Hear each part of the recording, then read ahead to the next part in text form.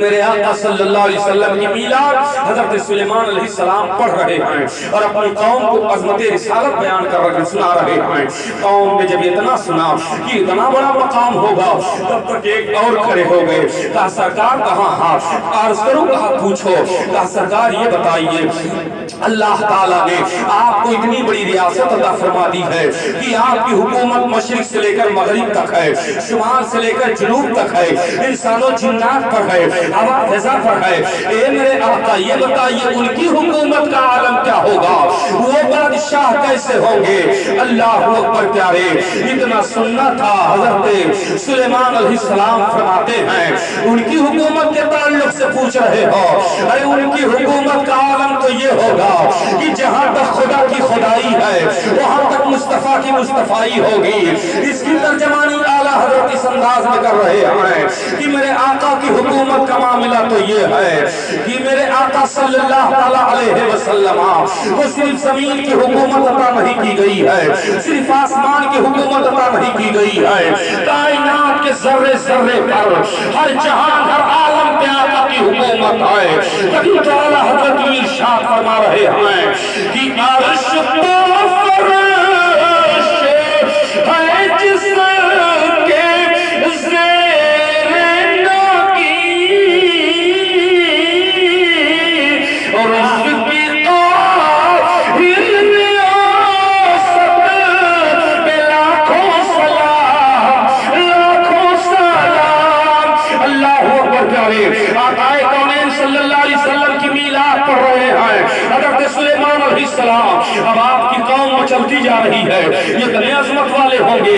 اے میرے پیغمبر سلیمان یہ بتاؤ اللہ نے آپ کو تخت عطا فرمائی ہے، ان کو اللہ کون سا تخت عطا فرمائے گا؟ جب اتنے عظیم نبی اور اتنے عظیم بادشاہ ہوں گے تو ان کے تخت کا عالم کیا ہوگا؟ تو سلیمان علیہ السلام فرماتے ہیں سنو ان کا تخت دنیا میں یہی ہوگا کہ وہ ٹوٹی ہوئی چٹائی پر بیٹھے رہے ہوں گے، مگر ان کی اختیار کا عالم یہ ہوگا کہ وہ جسے چاہیں گے انگلی اٹھائیں گے چار دو حصوں میں ہو جائے گا، نگاہ ابرو کا اشارہ پائے گا، سورج ڈوبا ہوا پلٹ آئے گا، اشارہ درخت پہ فرمائیں گے جڑ اکھڑ کے چلے آئے گا، سرور کونین حکم فرمائیں گے پتھر کلمہ پڑھے گا. ان کی حکومت کا عالم یہ ہوگا. لیکن وہ زمین پر ٹوٹی ہوئی چٹائی پر بیٹھیں گے. لوگوں نے تعجب سے پوچھا ان کی اتنی بڑی ریاست ہو وہ ٹوٹی ہوئی چٹائی پر بیٹھیں گے؟ کہا ہاں. ایسا وہ کیوں کریں گے؟ کہا اس لیے کہ اپنی غریب امت کی دل جوئی کے لیے آقا فقیرانہ زندگی اپنائیں گے. ورنہ ان کے تخت سلطنت کا عالم تو یہ ہوگا کہ جب قیامت کا میدان قائم کیا جائے گا اور میدان حشر میں جہاں اولین و آخرین ہوں گے عرش اعظم پر اللہ تعالیٰ اپنے تخت عدالت کے بغل داہنی جانب میں محمد رسول اللہ کی کرسی لگائے گا اور انہیں مقام محمود پر فرمایا جائے گا، لواء الحمد دے دیا جائے گا.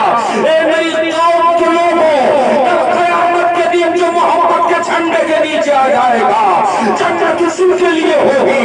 ان کی سلطنت کا قیامت میں اندازہ لگایا جائے گا. ان کی سلطنت ان کے تخت کا عالم یہ ہے کہ ہمیں تو دنیا میں تخت عطا کی گئی ہے، انہیں قیامت میں عرش اعظم پر ان کا تخت لگے گا. تبھی تو اعلیٰ حضرت مچل گئے اور آقا کی شان بیان کرتے ہوئے اس انداز میں گنگنا اٹھتے ہیں کہ جس کو سایہ ہے عرش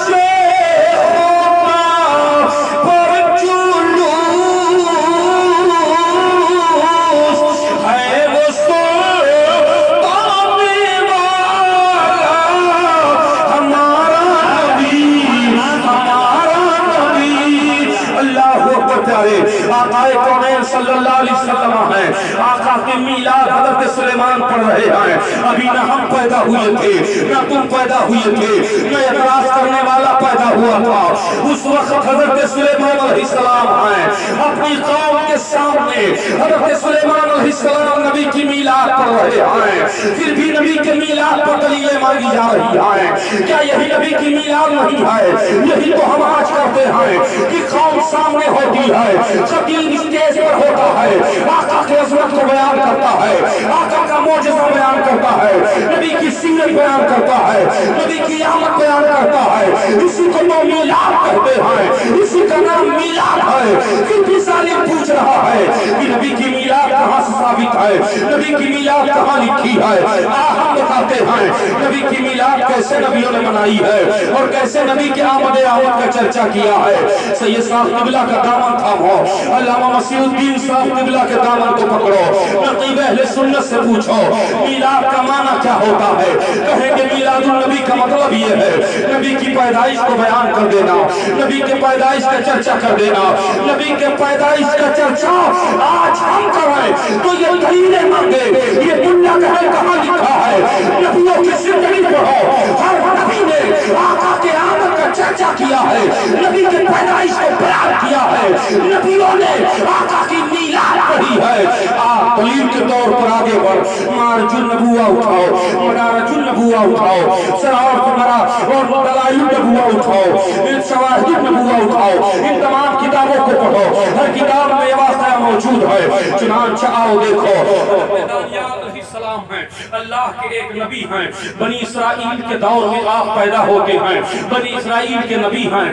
آپ کے دور میں بخت نصر بادشاہ دنیا پر قابض ہوتا ہے، اتنا ظالم و جابر تھا کہ بنی اسرائیلیوں کو پکڑ پکڑ کے ذبح کر رہا تھا، ان کو مار رہا تھا اور اپنی طرف راغب کر رہا تھا۔ حضرات گرامی، حالات اس طرح ہوتے ہیں، حضرت دانیال علیہ السلام اور آپ کے کچھ حواریوں کو قید کر لیا گیا اور انہیں جیل میں ڈال دیا گیا۔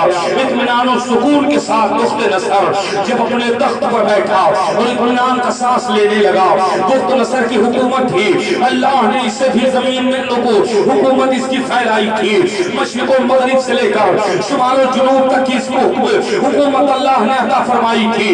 حضرات گرامی، دانیال علیہ السلام ہیں اور جب بخت نصر نے اطمینان کا سانس لیا، اچانک ایک روز یہ بیٹھا ہوا تھا، سویرے سویرے اٹھ کر کے بیٹھتا ہے، اس کے چہرے پر مایوسی ہے، اس کا چہرہ لٹکا ہوا ہے، گھبراہٹ ہے، آنکھوں میں خوف ہے، آنکھوں میں آنسو ہے۔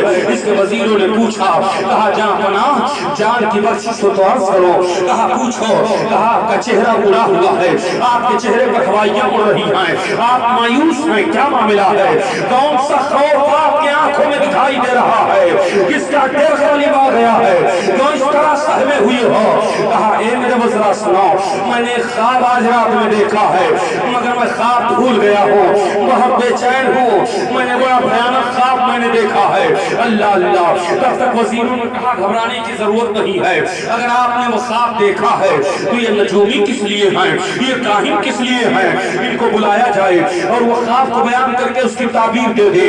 چنانچہ نجومیوں کو بلایا گیا اور کاہنوں کو بلایا گیا، دربار میں دربار سجائی جاتی ہے اور اس کے بعد بخت نصر تخت پر بیٹھتا ہے۔ وزیروں نے کہا اے نجومیوں سنو، شہنشاہ نے ایک خواب دیکھی ہے اور اس خواب کو شہنشاہ بھول گئے ہیں، اس خواب کو بیان کرو، اس کی تعبیر دے دو۔ سارے نجومیوں نے ہاتھ اٹھا دیے، کہا ہمارے اندر اتنی طاقت نہیں ہے، نہ اتنا علمی شعور ہے کہ ہم خواب کو بھی بیان کریں اور اس کی تعبیر کو بھی بیان کریں۔ بادشاہ نے کہا اگر ہمارا خواب اس کی تعبیر نہیں بیان کرو گے تو ہم تمہیں 3 دن کی مہلت دیتے ہیں، تمہیں قتل کر دیا جائے گا، مار دیا جائے گا۔ چنانچہ بات شہر پاتی ہے اور یہ بات شہر پائی تو بدر دھیرے دھیرے جا کر کے جب جیل میں پہنچی، حضرت دانیال علیہ السلام نے جیل کے دروغہ کو بلایا اور بلانے کے بعد ارشاد فرمایا میں نے سنا ہے تیرے بادشاہ نے کوئی خواب دیکھا ہے اور وہ بھول گیا ہے، اگر وہ چاہتا ہے کہ اس کا خواب میں بیان کر دوں اور اس کی تعبیر بیان کر دوں تو وہ مجھے اجازت دے، مجھے رہا کرے، میرے آدمیوں کو رہا کرے تو ضرور میں اس کے خواب اس کی تعبیر کو بیان کر دوں گا۔ جب دروغہ نے اس بات کو بادشاہ تک پہنچائی تو بخت نصر نے کہا فوراً آزاد کرو۔ حضرت دانیال علیہ السلام آئے، اس کے دربار کا یہ دستور تھا کہ جو دربار میں داخل ہوتا تھا وہ سر جھکاتا سجدہ کرتا، اس کے بعد اندر جاتا تھا، مگر حضرت دانیال علیہ السلام نے پہلے پاؤں ڈالا اندر اور داخل ہو گئے۔ درباریوں نے تعجب سے دیکھا، بادشاہ بخت نصر بہت ناراض ہوا، اس نے کہا دانیال علیہ السلام جانتے ہو اس کی سزا کیا ہے؟ فرمایا ہاں جانتا ہوں، جو مجھے سجدہ نہیں کرتا ہے تو اسے موت دیتا ہے، لیکن میں جس پروردگار کی عبادت کرتا ہوں، جس پروردگار کو میں سجدہ کرتا ہوں اس کا حکم ہے اس کے علاوہ کسی اور کو سجدے نہ کیے جائیں، اس لیے میں تجھے سجدہ نہیں کروں گا۔ اگر تو हुआ चला जाऊं। कहा नहीं नहीं, जाने की जरूरत नहीं है, बल्कि आप रुकिए और मेरे ख्वाब को बयान करिए, मेरे ताबीर को बयान करिए। बादशाह का ये जुमला सुना आपने, इरशाद फरमाते हैं एक वक्त मसर, मेरी शर्त ये है कि अगर तेरा ख्वाब मैं सच बयान कर दूं और उसकी ताबीर बयान कर दूं तो क्या तू मेरे और मेरे आदमियों को रिहा कर देगा? कहा हाँ, मैं वादा करता हूँ। हज़रत दानियाल अलैहिस्सलाम है, इरशाद फरमाते हैं तो सुन तेरा ख्वाब क्या है। तूने रात में ख्वाब देखा है कि एक बहुत बड़ा बुत है, बहुत बड़ा बुत है जिसकी आंखें सोने की है, जिसका सर चांदी का है, जिसका सर चांदी का है, जिसका सीना और पीठ लोहे का है, जिसका पैर तांबे का है और जिसकी दोनों सूरीन जो है मिट्टी की है। तूने ख्वाब देखा है? कहा हाँ सही कह रहे हो। फरमाया उसके बाद तूने ये देखा है कि सारी दुनिया के लोग उस बुत के सामने आ रहे हैं, उसे सजदा कर रहे हैं, उस पर मर मिटने के लिए तैयार हैं, उसके करीब आ रहे हैं, सजदा कर रहे हैं, सारा आलम उसी की तरफ झुकता हुआ चला जा रहा है। कहा सही कह रहे हो। कहा उसके बाद तूने देखा है कि आसमान दुनिया से एक पत्थर जाहिर होता है और वो पत्थर उस बुत के सर पर आकर गिर पड़ता है, बुत रेजा रेजा हो जाता है। अगर तेरी औलाद सोना चांदी लोहे तांबे मिट्टी को अगर चुनना चाहती तो नहीं चुन पाती। कहा हाँ सही कह रहे हो। फरमाया फिर तूने ये देखा है कि वो पत्थर आसमान की तरफ उठता जा रहा है और जो जो आसमान की तरफ जा रहा है उसकी लंबाई चौड़ाई बढ़ती जा रही है, उसकी वसात बढ़ती जा रही है। यहाँ तक तूने देखा है कि उस पत्थर के पीछे आसमान झुक गया है और वो जमीन पर साया कर लिया है, इतना लंबा चौड़ा हुआ है। कहा बिल्कुल आपने सही फरमाया है। हज़रत दानियाल अलैहिस्सलाम से अब बादशाह कहता है ख्वाब तो आपने सही फरमा दिया, अब आप इसकी ताबीर दे दो। इरशाद फरमाते हैं सोने से मुराद तू है, चांदी से मुराद तेरा बेटा होगा, लोहे से मुराद लोहे तांबे से मुराद कैसर और किसरा के शहंशाह होंगे, और जो सूरीन तूने मिट्टी की देखी है वो दो मलिका होंगी जो हुकूमत करेंगी। उसके बाद में आप खामोश हो गए। कहा अच्छा ये बताओ ये बुत का मामला क्या है और ये पत्थर का मामला क्या है? फरमाया अनकरीब जब बुत परस्ती ज्यादा हो जाएगी और जुल्म सितम के पहाड़ हर तरफ छा जाएंगे, कुफ्र जुल्म के बादल छा जाएंगे, अनकरीब मोहम्मद रसूलुल्लाह पैदा होंगे, अनकरीब नबी आखिर ज़मां तशरीफ लाने वाले हैं और जो दुनिया में तशरीफ लाएंगे तो कुछ शिकनी फरमाएंगे और पौधे बोल के पैदाइश में जमीन पर सरंग हो जाएंगे और उसके बाद में बहुत कम अरसे में देखते ही देखते मशरिक से लेकर मगरिब तक, शुमाल से लेकर जनूब तक उनका कलमा पढ़ा जाने लगेगा, उनके गुलाम पाए जाएंगे, उनके नाम का झंडा लहराया जाएगा और उनकी अज़मतों का डंका अर्श से लेकर फर्श तक बजना शुरू हो जाएंगे। इतना सुनना था दानियाल अलैहिस्सलाम की ज़बान पाक से, तब तक बुख्त नसर उठकर खड़ा हो गया। कहा इतने बड़े बादशाह होंगे? कहा हाँ हाँ इतने बड़े बादशाह होंगे। कहा उनकी अज़मत और क्या होगी? कहा उनकी अज़मत ये होगी कि जो उनके झंडे के नीचे आ जाएगा उसके लिए आखिरत सही है और जो उनके झंडे से अलग हो जाएगा उसी के लिए जहन्नम बनाया है रब ने। दानियाल अलैहिस्सलाम से कहता है ये बताओ कि उनकी बादशाहत के बाद कौन बादशाह होगा, उनके बाद कौन हाकिम होगा?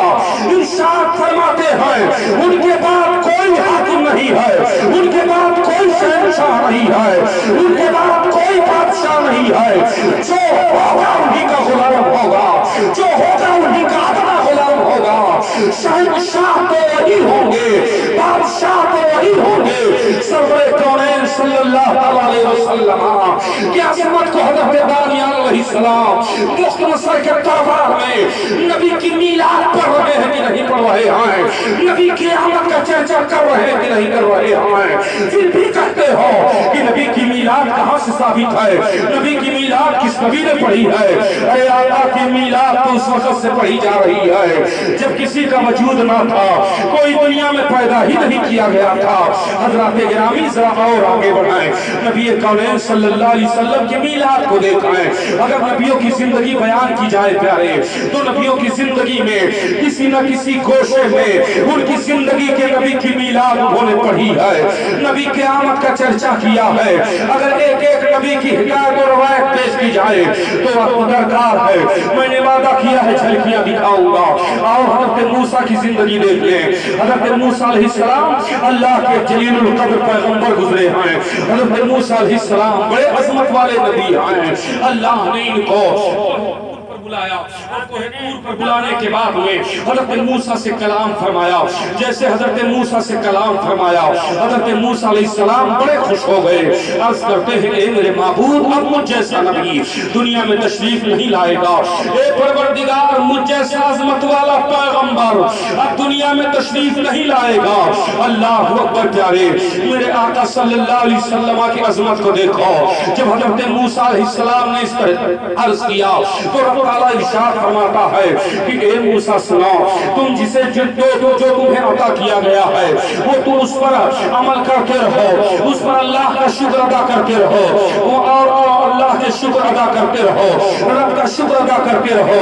اے موسیٰ، اور جو تمہیں اللہ نے دیا ہے اس پر رب کا شکر ادا کرتے رہو، وہ مطالعہ توحید و حب محمد صلی اللہ علیہ وسلم، اور جب تک دنیا میں زندہ رہو اللہ کی وحدانیت کے ساتھ، اللہ کی وحدانیت کے ساتھ محمد کی محبت بھی دل میں رکھو۔ اتنا سننا تھا۔ حضرت موسیٰ علیہ السلام عرض کرتے ہیں اے پروردگار عالم یہ محمد کون ہے؟ رب ارشاد فرماتا ہے محمد وہ ہیں جن کے آمد کا چرچا میں نے زبور میں کر دیا ہے، جن کا چرچا اور جن کا نام میں نے تمہاری کتاب توریت میں دے دیا ہے، جن کی آمد کی بشارت دے دی ہے، میں زبور میں ان کی آمد کی بشارت کروں گا۔ حضرت گرامی ذرا غور فرمائیے، حضرت موسیٰ علیہ السلام عرض کرتے ہیں اے پروردگار میں تیرا کلیم ہوں، وہ تیرے کون ہوں گے؟ رب فرماتا ہے وہ میرا حبیب ہوگا۔ تو اے میرے مولا حبیب و کلیم میں فرق کیا ہے؟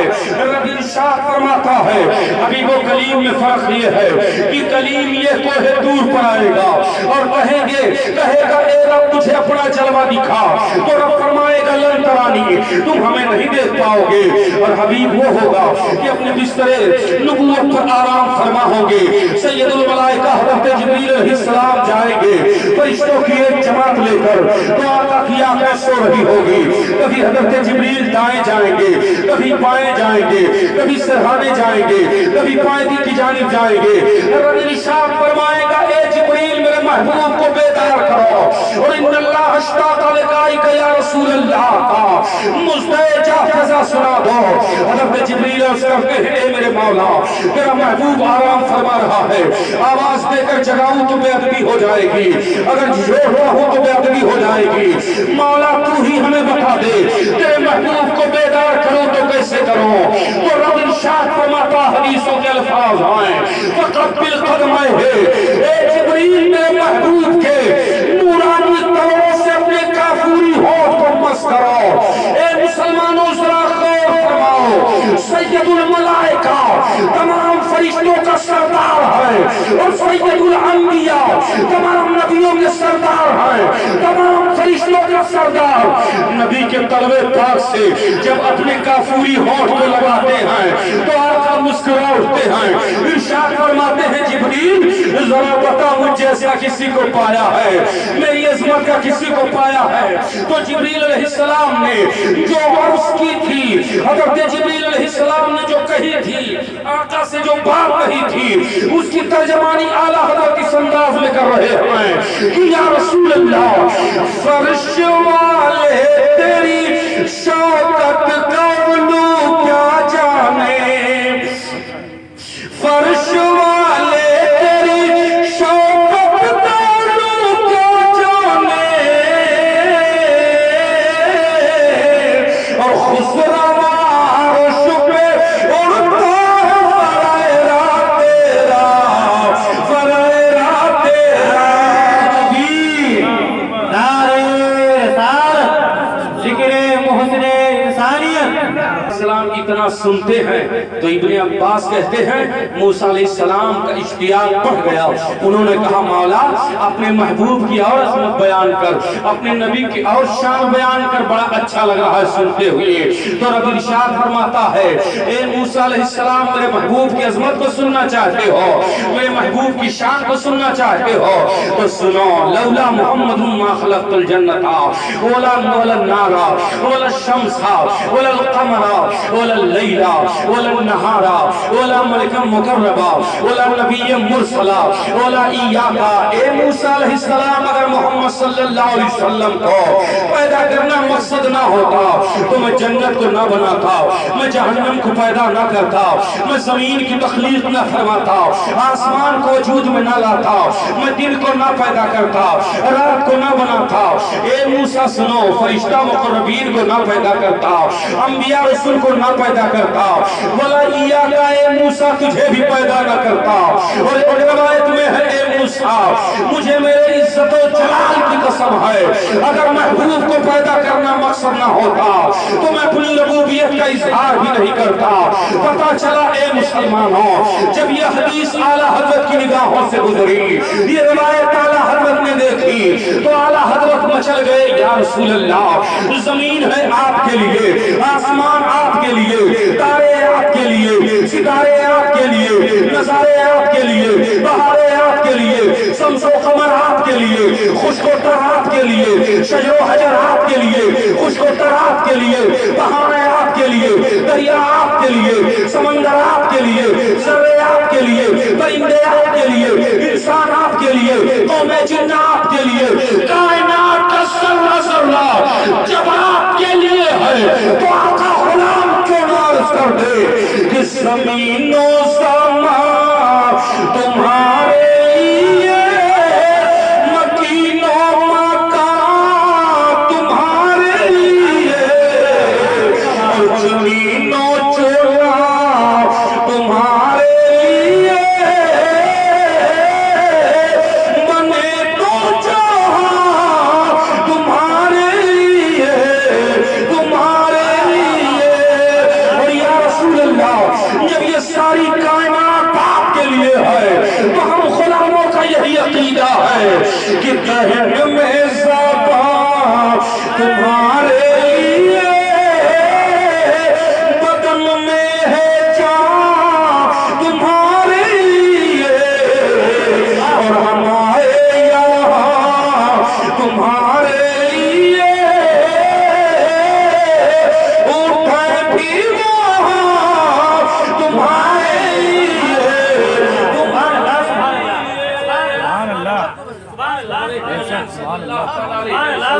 اگر نہ ہوتے کسی چیز کا وجود نہ ہوتا. پھر اعلیٰ حضرت کا یہ شعر پڑھو, وہ جو نہ تھے تو کچھ نہ تھا, وہ جو نہ ہو تو کچھ نہ ہو, جان ہے وہ جہان کی, جان ہے تو جہان ہے, آقا علیہ الصلوۃ والتسلیم ہے. آقا نہ ہوتے کسی چیز کا وجود نہ ہوتا. حضرت موسیٰ علیہ السلام آ رہے ہیں, اپنے قوم کو پیغام دے رہے ہیں, اور ایک روایت تو اس طرح سے حضرت پیارے میں نے دلائل النبوہ میں پڑھا ہے کہ آقا کونین صلی اللہ علیہ وسلم کی عظمت کو سننے کے بعد میں حضرت موسیٰ علیہ السلام نے عرض کیا, مولا کہا اے پروردگار میں توریت میں پڑھتا ہوں, میں نے دیکھا ہے کہ ایک ایسے نبی ہوگے, ان کی ایک ایسی امت ہوگی جس سے لوگ ایک رات میں جتنی عبادت کریں گے اللہ انہیں 1000 راتوں کا ثواب عطا فرما دے گا. کہا وہ میرے محبوب ہیں اور میرے محبوب کو رات عطا کی جائے گی, محبوب کے صدقے میں عطا کی جائے گی. اس طریقے سے فضیلتیں سنتے اور بیان کرتے جا رہے ہیں. رب فرماتا ہو میرے محبوب ہیں, ان کی امت ہے. حضرت موسیٰ علیہ السلام جب عظمت نبی اور نبی کی امت کے برکت کو سنتے ہیں, فضیلت کو, وہ کہتے ہیں اے پروردگار اے کاش تو نے مجھے نبوت نہ عطا کی ہوگی, محمد کے غلاموں میں کر دیا ہوتا. یہ موسیٰ کی خواہش ہے, یہ عظمت نبی ہے. ایک نبی امتی ہونے کی خواہش کرے, اور یہ کیسا امتی حرام خور ہے جو نبی کی عظمت پر انگلی اٹھا رہا ہے, نبی کو بڑا بھائی کر رہا ہے, نبی کی عظمت پر کیچڑ اچھال رہا ہے, نبی کو مکہ میں مٹی میں کر رہا ہے, نبی کو چوتھری کی طرح بتا رہا ہے, نبی کی شان میں کہہ رہا ہے کہ نبی کا اختیار جتنا ہے اتنا پھول بڑے بڑی کو ہے. نبی کی شفاعت کے تعلق سے کہتا ہے, ظالم کہتا ہے کہ جو نبی کو شافی مانے, ابو جہل ہے بڑا وہ کافر و مشرک ہے, حرام خورو کائے کا چھاپ نبی تجھے مبارک ہو, باختیار نبی ہمیں مبارک ہو, ہمیں وہ نبی مبارک ہو جس کی شان کا عالم یہ ہے کہ سب سے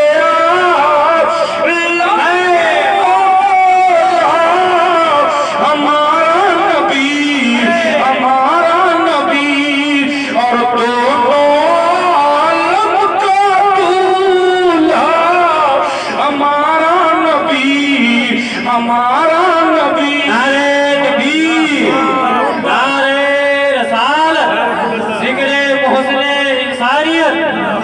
کے اعلیٰ حضرت فیضان نہ ہوتے کسی چیز کا وجود نہ ہوتا، اللہ کے نبی صلی اللہ علیہ وسلم نہ ہوتے تو کچھ نہ ہوتا۔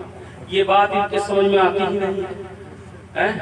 گلی گلی نگر نگر ادھر ادھر ڈگر ڈگر جو نماز نماز نماز نماز رٹ لگاتے ہیں، ان سے پکڑ کے پوچھو کہ تم کہتے ہو کتابوں میں تمہارا عقیدہ ہے، لکھا ہے کہ قیامت میں اگر کوئی یہ سمجھے عقیدہ رکھے کہ نبی میری شفاعت کر دیں گے تو ابو جہل سے بڑھ کر کافر و مشرک ہے معاذ اللہ۔ تو کس کی اداؤں کو نماز کہتے ہیں؟ اس کی اداؤں کو نماز کہتے ہیں جس نماز کے لیے اور جس نماز کے بھروسے تو جنت لینا چاہتا ہے، قسم خدا کی یاد کر 6 کروڑ برس کی نماز کو اللہ نے منہ پہ مار کے لعنت کی توق پہنا دیا اور باہر نکال دیا۔ تو 60 سال کی نماز کو بڑا غرور کر رہا ہے۔ قسم خدا کی جو نماز بغیر نبی کے عشق کے پڑھی جائے وہ نماز ہے، ایسی نماز تجھے جہنم کی طرف۔ سن لو ذکر خدا جو ان سے جدا چاہو نجدیوں، واللہ ذکر حق نہیں کنجی سقر کی ہے۔ اللہ کے نبی کے ذکر کو اگر خدا کے ذکر سے الگ کرو گے اور کرنا چاہو گے تو یہ ذکر خدا نہیں ہوگا، تمہارے لیے جہنم کی کنجی ہو جائے گی اور جہنم میں چلنا پڑے گا۔ اس لیے اے مسلمانوں، نبی کونین صلی اللہ علیہ وسلم کی عظمت کو تسلیم کرو۔ ہمارا آقا صلی اللہ علیہ وسلم ایسی عظمت و شرافت والا ہے کہ قسم خدا کی اپنے تو اپنے ہیں، غیروں نے بھی یہی کہا ہے کہ محمد جیسا کوئی نہیں ہے، محمد کی طرح کوئی نہیں ہے۔ ان کے غلاموں نے آ کر کے جو غلام بن گیا ان کے غلاموں کی طرح اللہ کے نبی صلی اللہ علیہ وسلم کی عظمت کو دیکھو۔ میلاد کی بات آتی ہے تو یہ ثبوت مانگتے ہیں، نبی پر سلام پڑھنے کی بات آتی ہے تو ثبوت چاہیے، درود پڑھو تو ثبوت دو، یہ کرو تو ثبوت دو۔ آخر کیا ہو رہا ہے؟ یہ کہنا کیا چاہتے ہیں؟ نبی پر درود و سلام پڑھنا تجھے ثبوت کی ضرورت ہے، پتہ چلا تجھے ثبوت نہیں چاہیے، بغض نبی میں تو جی رہا ہے، تیرے دل میں نبی کے لیے کینہ ہے اور تیرا کینہ یہ تجھے جہنم تک پہنچائے۔ معرضیہ کر رہا تھا نبی کونین کا میلاد ہو رہا ہے، نبی نہ ہوتے کسی چیز کا وجود نہ ہوتا۔ حضرت عیسیٰ علیہ السلام کی جب زندگی ہم پڑھتے ہیں تو حضرت عیسیٰ علیہ السلام نے جب آپ کو آسمان کی طرف جانا ہوا تو آپ نے اپنے حواریوں کو بلایا اور بلانے کے بعد ارشاد فرماتے ہیں، اے میرے چاہنے ماننے والوں ادھر آؤ۔ جب سارے لوگ قریب آ گئے ارشاد فرماتے ہیں، سنو میں تو جا رہا ہوں، جب تک میں جاؤں گا نہیں فار قلیب آئے گا نہیں۔ علامہ جامی رحمت اللہ علیہ فرماتے ہیں فار قلیب بمانا احمد ہے، ان کا کہنا یہ ہے کہ جب تک میں جاؤں گا نہیں تب تک احمد دنیا میں تشریف لائے گا نہیں۔ سرور کونین صلی اللہ علیہ وسلم کے تعلق سے حضرت عیسیٰ فرما رہے ہیں، اے میری قوم کے لوگوں سنو، جب وہ دنیا میں تشریف لے آئیں تو خبردار ان سے الگ نہ ہونا، ان کی غلامی اختیار کر لینا، ان کے قدموں میں چلے جانا، وہی آقا مولا ہوں گے، انہی کی رضا پر خدا راضی ہوگا۔ اگر وہ ناراض ہو جائیں گے تو اللہ ناراض ہو جائے گا، اس لیے ان کی رضا جوئی کرتے رہنا، ان کی غلامی اختیار کرتے رہنا۔ نبی کونین صلی اللہ علیہ وسلم کی ابھی آمد نہیں ہے اور آقا کے پیدائش کا چرچا ہو رہا ہے، آقا کے آمد کا چرچا ہو رہا ہے، نبی کی میلاد پڑھی جا رہی ہے، نبی کی پیدائش بیان کی جا رہی ہے۔ پیارے مسلمانوں، آقا نہ ہوتے کسی چیز کا وجود نہ ہوتا۔ حضرت آمنہ خاتون کی روایتیں بھی ہیں، حضرت عبداللہ کی باتیں بھی ہیں، حضرت عبد المطلب کی روایتیں بھی ہیں، حضرت آمنہ خاتون کی باتیں بھی ہیں کہ نبی کی آمد سے پہلے سارے واقعات کس طرح پیش آئے۔ بس آؤ آخری بات میں عرض کرتا چلو اور آپ کے ذہن و فکر کو صاف کروں پیارے۔ حضرت عبد المطلب ہیں، کعبہ کے دیوار کے سائے میں ہیں، آپ بیٹھے ہوئے ہیں، اونگ آ گئی، آنکھ جیسے لگتی ہے، آپ نے دیکھا زمین سے ایک شجر اگا ہے، ایک درخت اگا ہے اور وہ دیکھتے ہی دیکھتے ان کی شاخیں مشرق و مغرب میں پھیل جاتی ہیں اور اس کی شاخ آسمان پر پہنچ جاتی ہے اور بڑی چمکیلی روشندار ان کی شاخیں ہیں. چنانچہ کچھ لوگ ہیں جو اس پر فدا ہو رہے ہیں اور کچھ لوگ ہیں جو کاٹنے کی کوشش کر رہے ہیں, مگر کچھ نورانی شکل والے تلواریں لے کر ان کی دفاع کر رہے ہیں. حضرت عبد المطلب کی آنکھ کھل جاتی ہے اور آپ پریشان ہو کر اٹھتے ہیں. اور اس زمانے میں ایک عورت تھی جو خوابوں کی تعبیر بیان کیا کرتی تھی. حضرت عبد المطلب رضی اللہ تعالیٰ عنہ اس عورت کے پاس تشریف لے گئے. لے جانے کے بعد فرماتے ہیں خاتون کہا میں نے اس طرح خواب دیکھا ہے, اب اس کی تعبیر تم بیان کر دو, کیا معاملہ ہے, کون سے خواب کی کیا تعبیر ہے. تب تک اس عورت نے کہا اے عبد المطلب یہ بتاؤ کیا تمہارے گھر میں کوئی عورت ہے جو حمل سے ہے. ہاں ہماری بہو عبداللہ کی بیوی آمینہ ہیں جو حمل سے ہیں. کہا بتاؤ ان کے شوہر زندہ ہے کہ نہیں ہیں. کہا نہیں ان کے زندہ, ان کے شوہر دنیا سے وفات کر گئے ہیں, کوچ کر گئے ہیں, باحیات نہیں ہیں. تب تک وہ کائنہ عورت اٹھ کر کے کھڑی ہو جاتی ہے اور کہتی ہے اے عبد المطلب میں تمہیں خوشخبری دیتی ہوں, ایک ایسے بچے کے پیدائش کی خوشخبری دے رہی ہوں جس کی حکومت مشرق سے لے کر مغرب تک ہوگی, جس کا جھنڈا, جس کی عظمت کا جھنڈا کائنات کے کونے کونے میں لگا دیا جائے گا اور ان کے نام کا کلمہ پڑھا جائے گا. آپ نے جو نورانی شکل والوں کو دیکھا ہے جو ان پر فدا ہو رہے ہیں وہ ان کے اصحاب ہوں گے, اور جو تلواریں لے کر انہیں کاٹنا چاہتے ہیں وہ لوگ کفار مکہ ہوں گے, انکار کرنے والے ہوں گے, اور جو ان کی دفع کے لیے آ رہے ہیں وہ فرشتوں کی جماعت ہوگی جو کفار مکہ کو بھگا رہی ہوگی, مار رہی ہوگی. مسلمانوں حضرت عبد المطلب ہیں جب آپ نے یہ جملہ سنا تو اپنے گھر آئے اور آمینہ خاتون پر ایک محبتانہ نگاہ ڈالا. اے آمینہ تیرے شکم میں کوئی معمولی بچہ نہیں ہے, ایسا عظمت والا نبی ہے, ایسا عظمت والا بچہ جلوہ افروز ہے کہ جو شہنشاہ دو عالم ہے, دونوں عالم کا مالک و مختار ہے. یہ نبی کونین صلی اللہ علیہ وسلم ہیں. بہت سی ساری نشانیاں ایسی ہیں کہ جو آقا کی پیدائش سے پہلے ظاہر ہوئی اور لوگوں نے آمد مصطفیٰ کی خبر دی. مگر اے مسلمانوں, مصطفیٰ جان رحمت صلی اللہ علیہ وسلم کہ آمد کا وقت جب قریب ہوتا ہے پیارے تو ایک عجیب سا منظر پیش ہو جاتا ہے. میں اجمالی طور پر نبی کی پیدائش بیان کر دوں پیارے. آقا کونین صلی اللہ تعالیٰ علیہ وسلم ہیں. نبی کونین کی آمد کا وقت جب ہوتا ہے, مکہ کی زمین ہے, خاندان قریش ہے, سردار قریش عبد المطلب کا گھر ہے, آمینہ خاتون کا آنگن ہے, حضرت عبداللہ کا گھر ہے, اور دوشنبہ کا دن ہے, صبح صادق کا وقت ہے. سرور کونین صلی اللہ تعالیٰ علیہ وسلم تشریف لانے والے ہیں. حضرت آمینہ خاتون کہتی ہیں میں تنہا تھی, خوف ظاہر کیا میرے دل نے, تو آسمان سے پیالہ آیا, آواز آئی سے پی لو. جب میں نے اسے پیا تو خوف دور ہو گیا. پھر اس کے بعد میرے پاس 3 عورتیں آئیں, میں نے نام پوچھا تو ایک نے ہاجرہ بتایا, ایک نے سارہ بتایا, ایک نے مریم بتایا. باختلاف روایت دیگر ناموں کا بھی ذکر ہے. چنانچہ حضرت آمینہ خاتون بیان کرتی ہیں کہ جب میرے بچے کے پیدائش کی وقت قریب ہوتی ہے, جب وقت قریب ہوتا ہے تو ایک عجیب منظر پیش ہو جاتا ہے اور آسمان سے ایک سفید ریشمی چادر تن جاتا ہے اور آواز آتی ہے اے زمین و آسمان کے ساری مخلوق کو اپنی نگاہوں کو نیچے کرو, میرا محبوب دنیا میں آ رہا ہے.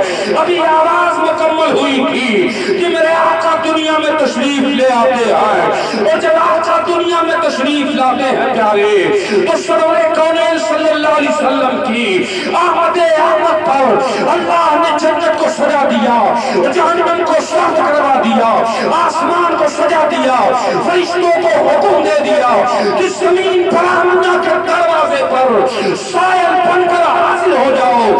فرشتے قطار در قطار اتر رہے ہیں, فرشتے قطار در قطار اترتے آ رہے ہیں. سارے لوگ حیران ہیں. تب تک ابلیس کی ملاقات ہو جاتی ہے حضرت جبریل علیہ السلام سے. ابلیس نے کہا جبریل کیا بات ہے, آج سارے فرشتے زمین پر اتر رہے ہیں, کیا وجہ ہے؟ حضرت جبریل نے فرمایا تجھے خبر نہیں ہے, رحمت للعالمین صلی اللہ علیہ وسلم تشریف لانے والے ہیں.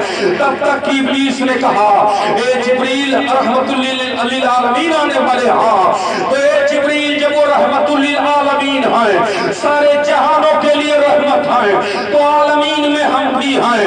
اللہ سے کہہ دو ہمیں بھی رحمت ہر جگہ رحمت سے حصہ عطا فرما دے۔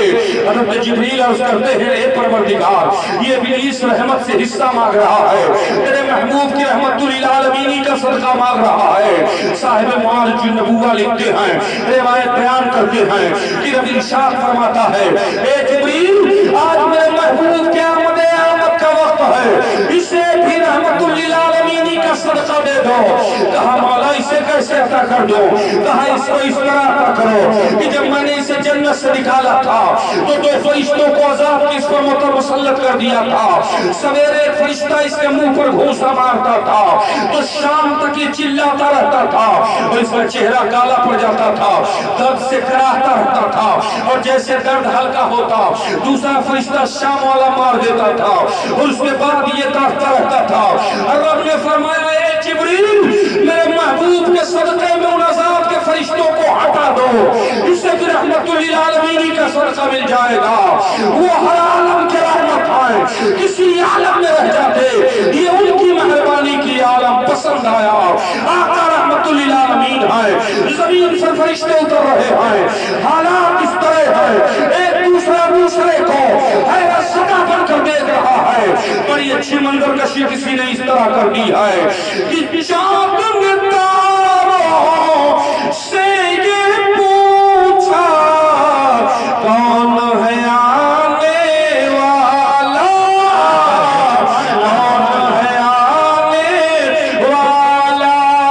ارے تارے بولے محبوب رب دکھیوں کا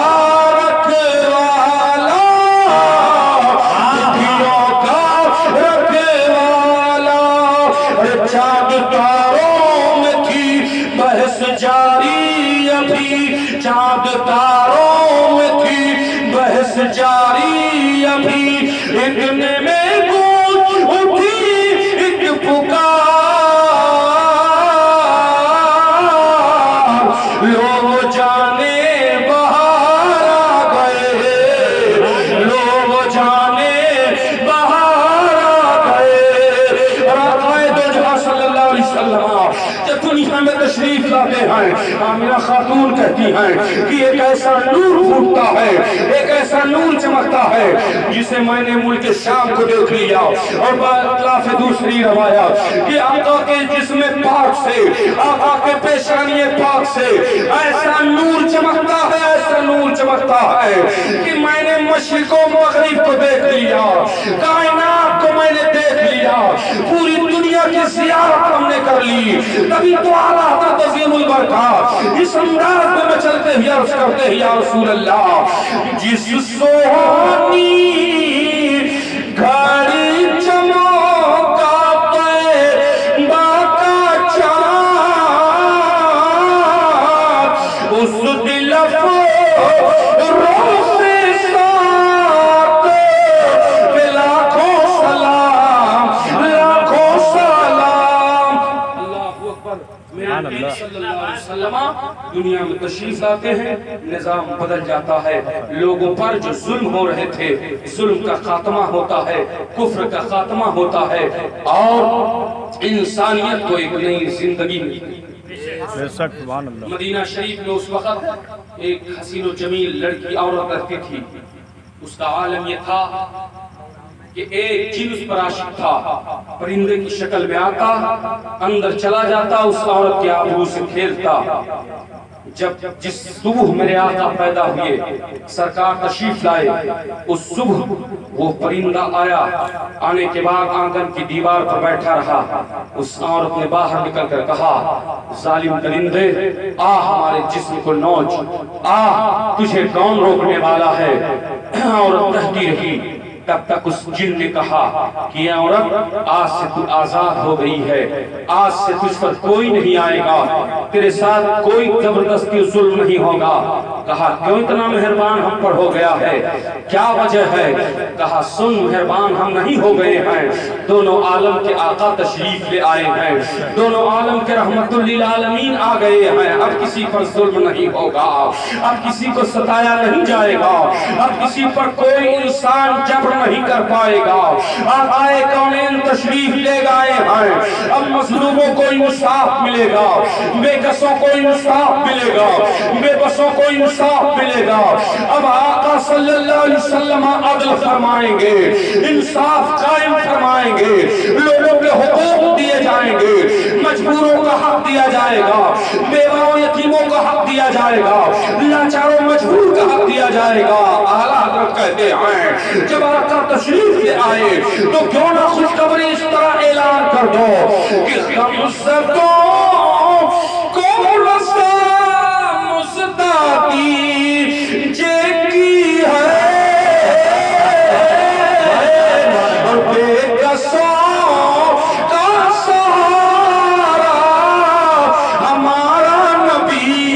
हमारा नबी बेबसों का सहारा, हमारा नबी, हमारा नबी।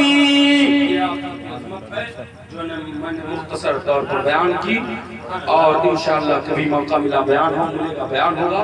हुजूर वाला तशरीफ फरमा है, ये ऐसी जात है, ऐसी जात है, इनको अगर मोहब्बत से देख लो तो जन्नती हो जाओगे। कुरान इन्हीं से मोहब्बत करने के लिए हुक्म दे रहा है। ये औलाद रसूल हैं और अल्हम्दुलिल्लाह बनावटी सैयद नहीं है। हाँ, आजकल सैयदों की भरमार लग गई है, जहाँ देखो वह सैयद साहब।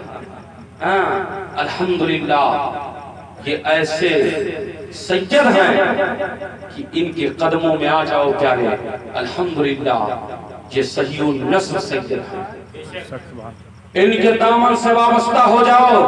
कुछ लोग तो ये कहते हैं कि जो खूबसूरत हो जाए, बढ़िया जुब्बा साफा पहन ले, वो सैयद साहब हो गया, माज़अल्लाह। ऐसा नहीं है। इस तरीके से आका सल्लल्लाहु अलैहि वसल्लम ने फरमाया है, जो अपने नसब को बदलता है, अपनी माँ को गाली देता है, अपनी माँ पर इल्जाम लगाता है बद और बदफेली का, इसलिए खबरदार से खबरदार, जिस कबीले खानदान में पैदा हुए हो उसी में रहो। आले रसूल हमारे दरमियान है, अल्हम्दुलिल्लाह।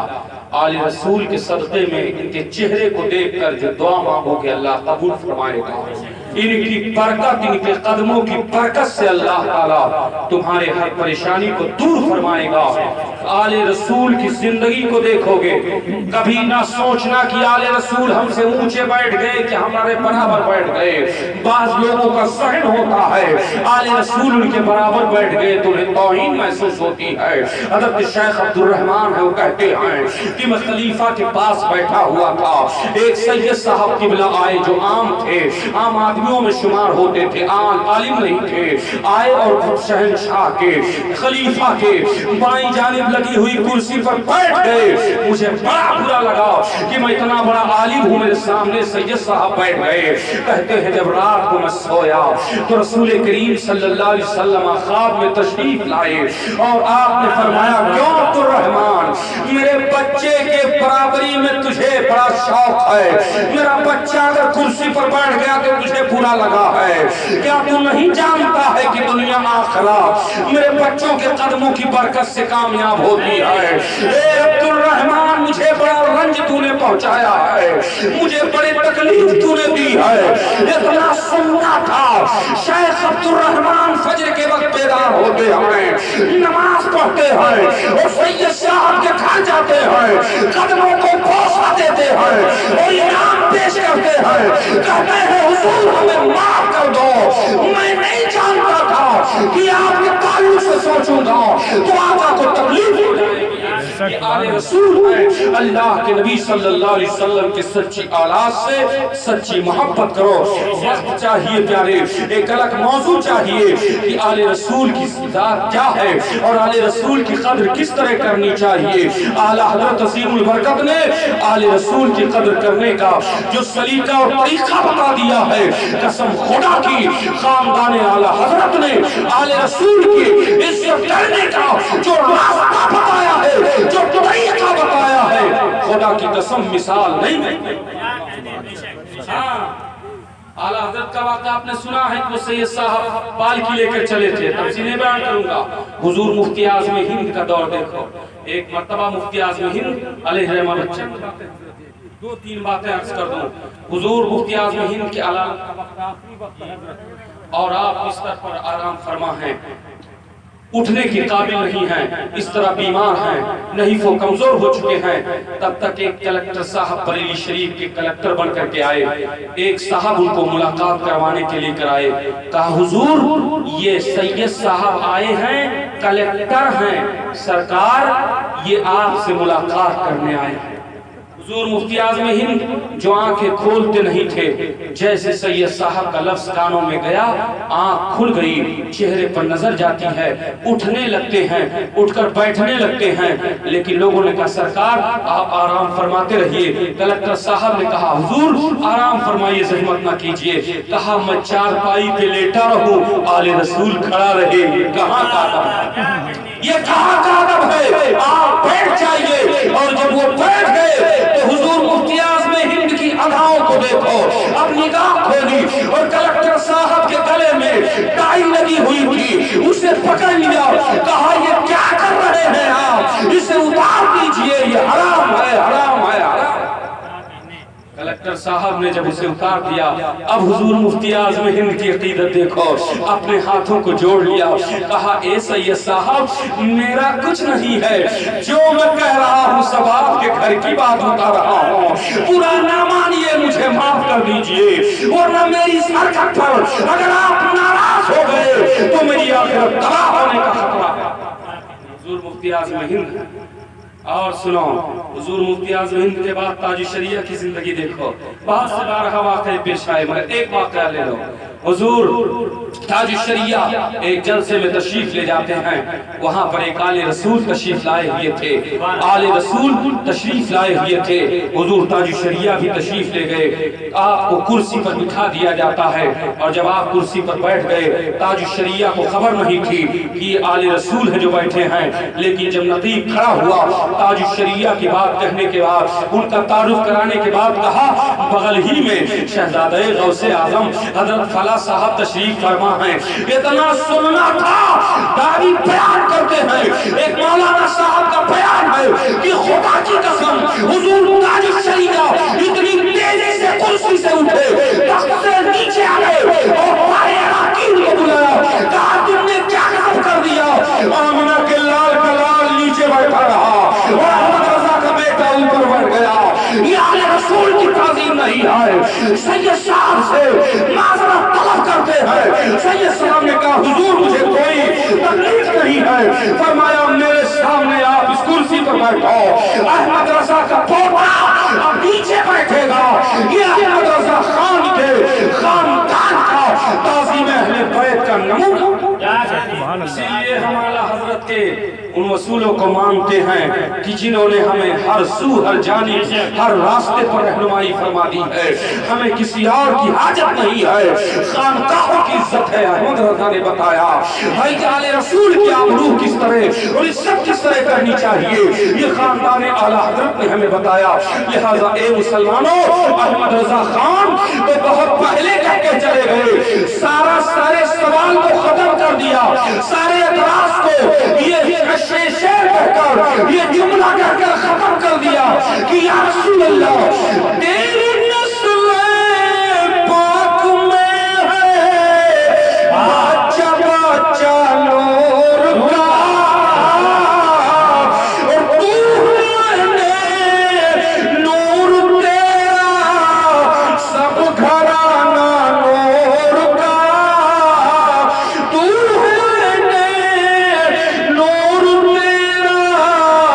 سب گھرانہ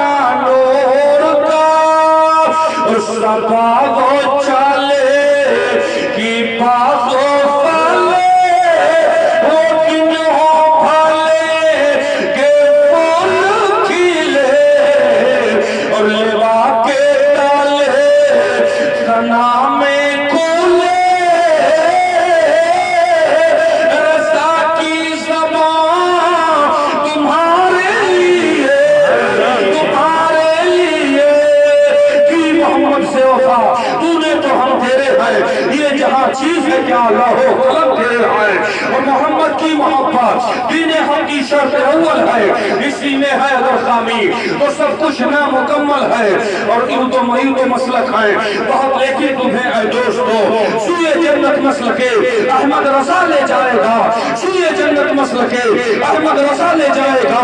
احمد رضا کا مسئلہ پورے پھلے جہاں میں ہم سنیوں کے دل کا ارمان بولتا ہے، ہم سنیوں کے دل کا ارمان بولتا ہے۔ بیدم یہی تو پانچ ہیں مقصود کائنات، خیر النساء حسین و حسن مصطفیٰ علی وما علینا الا البلاغ۔ السلام علیکم۔